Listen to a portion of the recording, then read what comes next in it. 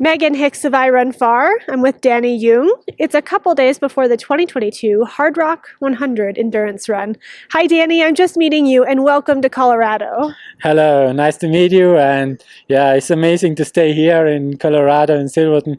It's a dream for me to come here, and now the dream is coming true to run the Hardrock 100. Tell me a little bit more about that dream. You have been an international trail runner for what, 6 or 8 years. You've traveled to a lot of places. What's it like to come to Colorado for the Hardrock? Yeah, I run now 8 years, and I'm now a 6 years ultra runner. So I spend a lot of time in the trails, and I visit a lot of good places in the world. But at my home, the people ask me always, "You don't like to run in the USA one race?" I say, yeah, I like to run. And what? Yeah, the dream for me is run the Hardrock 100 because I think this is something special. It's not like in Europe, because here is a small town with not so much people, and there is a amazing experience for me, because the course, always the people say to me that the Hardrock is the hardest 100 miler in America, but also the beautiful 100 miler in America, and also the atmosphere. You never feel atmosphere in another race like here. And yeah, I can promise that is a very special feeling, because when I ask for pace or for support or for something, the people, they are much then friendly, and so I feel so welcome and so like at home. So yeah, so it's really a dream, and I like very to stay here. So thank you for Hardrock that they give me the chance to run this race. This is I Run Far's first interview with you. I'd love to know a little bit about you. How did you become a runner? You began running as an adult. Did you do sports when you were younger? Yeah, I start like every Italian guy with football. With football, With okay. football. Okay. So I play until 21. I play football, but in the last 2-3 years of my football career, I prefer more party. So I was drunk at sometimes 2-3 days in the week, because I live in very near to a disco. So my coach was always very hungry with me, and he said, "Dani, you are a big talent, and you have to go much more training, and it's not possible that you go out to drink and to do all wrong." So I say, "I'm sorry, but now I prefer to make party, and I play a little bit football." But then with 21 years, I say to me, I decide to change something, because I think football, there is a team, is very nice, but you not can do the maximum. You can see what the body what the body is possible. So I changed to mountain biking. So I did 8 years mountain biking, also in high level. I compete with elite mountain bikers, also international races, but I was working always normal, but I compete with very strong, some of the best racers in the world.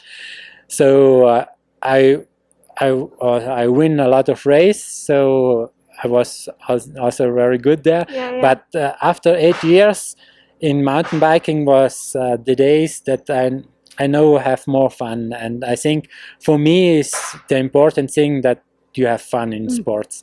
So I decided to stop biking, and I thinking, what is the easiest thing to get fit?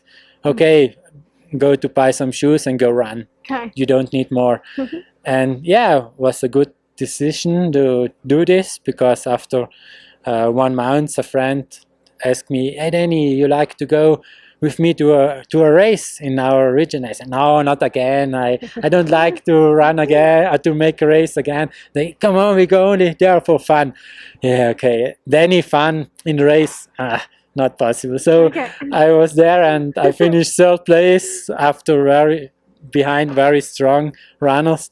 And then I thinking, okay, this maybe is a good sport for me. And with this story was starting my running career, and also was asking me some sponsors. They like to support me, and with this, all these parts was starting a little bit my running career. And yeah, then I was feeling very well in long distance because I see that in 1, 2, 3 hour races I'm not so fast.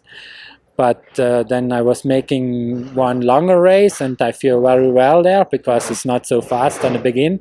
And with these things I started then a little bit to do longer races. Now I'm here for 100 mile. Yeah. And not only 100 miles, but a very difficult 100 miles. We were talking before this interview, before we were on camera, and you said, I prefer the technical, the difficult, the steeps. Has that been sort of like where your running career has trended, has been towards longer, more technical trails? Yeah, of course. Yeah, was a part also to change a little bit my running distances, and also to choose the race more. They are technical, like Hardrock and La Diagonale, and a lot of other races. I prefer more where it's hard conditions with hard technical trails and terrain, and not so runnable parts. So UTMB is sure a nice race, but it's not make it for me. So I will do too much running. Yeah, too much running I will do, but I not can compete there with the best runners. So I just learned that you are planning to do 3 races in a row this summer. Hardrock first, and then UTMB in just 6 weeks, and then Diagonal de Fou, another 6 weeks after UTMB, is that right? Yeah, 7 weeks. 7 weeks, okay. Yeah, I know that it's crazy to do 3 100 miles in 1 year. I think every people, they say no, it's impossible to do, but I will try. And I think my focus is on Hardrock and La Diagonale, so I not will prepare for UTMB. I will go there, but not with then not thinking about the results. I thinking more about the adventure, to take the feeling of UTMB. So I go without pressure there. So I have 13 weeks rest. 13 weeks rest. No, we will see. Yeah. But yeah, I have to look very good on my body, and I have to make sure after every race 10 days real rest, do nothing, maybe a little bit swimming or half an hour with the bike to take a coffee, but not more. And also now my preparation was very good for this race. I spent a lot of time in the altitude, but I not spend so much time on the trails. So normally when you run a race like here, you have to make maybe much more longer trainings, but I don't did it because because when you plan to do 3 race, you need like to start fresh, don't you? Yeah, right. So we will see what bring the next Friday for me. I did want to ask you about altitude. You're arriving today, it's Tuesday, the race is about 2.5 days away now, but you have been training at altitude back home in Italy. Yeah, right. I have the option to train at my home in the high altitude. I spend a lot of time in a hut, in a refugio. Is calling Similaun, like the man, the Iceman. They find very near there the man, the Iceman. So the refuge is only you have to hike not 1 hour, and I run in 20 minutes there. So I spend a lot of time in this refugio. I was working there, and for the work I can free sleep and free eat. And maybe we ultra runners eat a lot. It's a good deal. It's a good deal. Normally it's much more expensive that when I go there to buy the food. So it was a good, and was also very funny to make service for the peoples what they coming there. And yeah, so I spent a lot of time in over 3,000 meters, because the hut is on 3,000 and the mountains are about there. Near there they are 3,500, 3,600, so it was very good for my preparation for here, for the altitude. For this I not arrived earlier here because I prefer more to stay at home, because there you sleep better. And yeah, also I'm married now 3 weeks ago. Oh, is that right? Yeah. So, Congratulations, you're a newlywed. yeah, thank you so much. And yeah, it was a little bit funny because after married, I was always away from home to spend time in the altitude. And my wife said, "Okay, now we are married, but you always away from home. You why?" Sorry, but now it's hard rock time, and this is now. But after hard rock, I spend more time at home again. I So, love it. yeah. This is a race that carries a lot of mystique, a lot of stories that sort of circulate. What are some things that you have learned about, or that you're thinking about, or excited about this weekend?